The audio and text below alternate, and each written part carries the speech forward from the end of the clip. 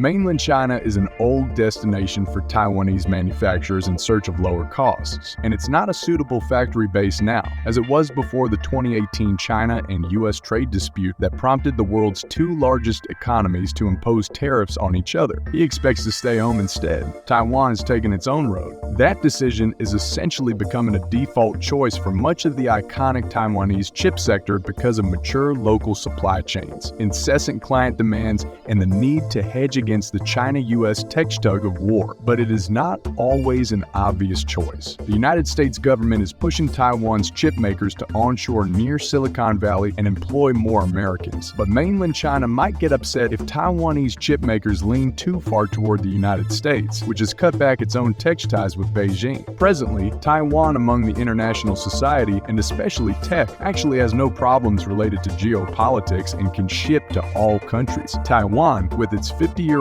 tech sector, supplies more than half of the world's semiconductor chips. Those components run devices from iPhones to bulky robotics that roll across factory floors. ASPEED has been rooted near Taiwan's flagship technology park since its founding in 2004, growing largely on big-name local clients. Most revenue comes from customers in Taiwan and the United States. AI chip designer Naran employs 40 people in the U.S. state of California to fit into the Western supply chain, but it keeps 180 people in Taiwan and still counts mainland consumer electronics firms as clients. In Taiwan, Naran should qualify for United States $2 million worth of tax incentives, depending on production volume and income earned. Tax breaks headline the most recent government support in Taiwan for keeping chip designers and other high-tech firms on the island. The idea is to ensure that technologies stay in Taiwan and continue giving Taiwan an economic advantage. Tech makes up 30% of the U.S. $820 billion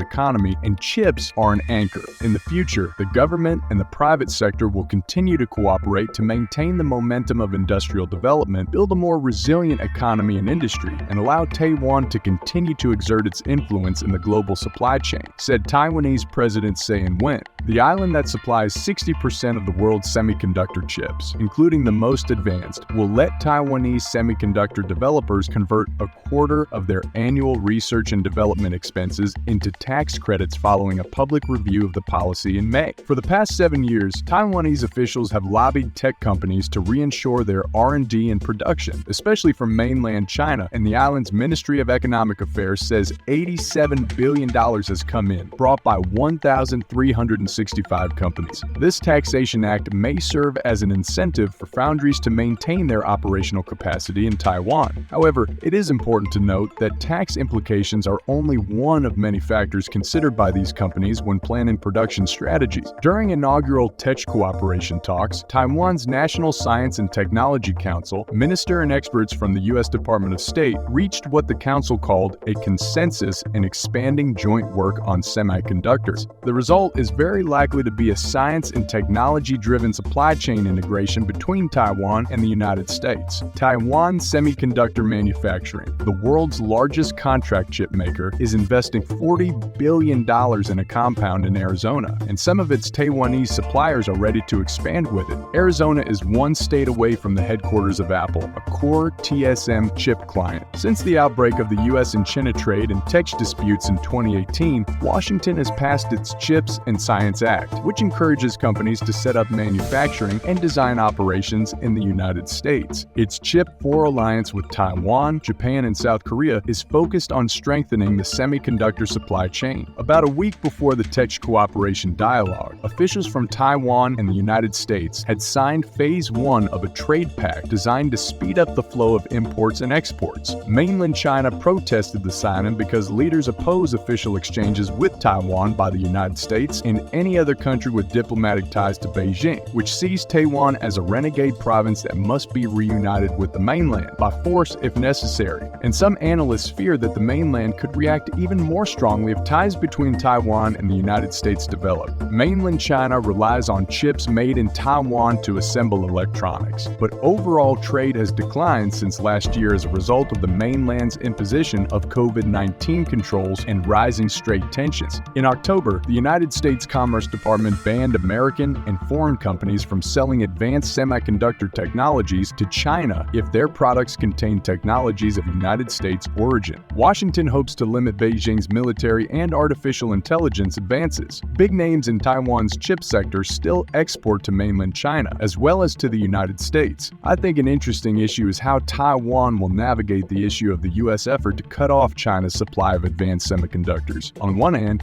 this is a lucrative and deeply rooted business for Taiwan. It's hard to imagine this trade will instantly cease. On the other hand, Taiwan must be careful about appearing to stab its main security partner in the back. Countries that have diplomatic ties with Beijing, including the United States, acknowledge the existence of a one China principle that holds Taiwan be part of China, but may not explicitly agree with it. Washington does not take a position on the status of Taiwan, but opposes any attempt to take the island by force. The idea of the Taiwan and U.S.-Tech dialogue is to place people who cooperate inside a fence and keep those who don't cooperate outside. Thank you for watching this video to the end. Subscribe to the channel and write your opinion in the comments.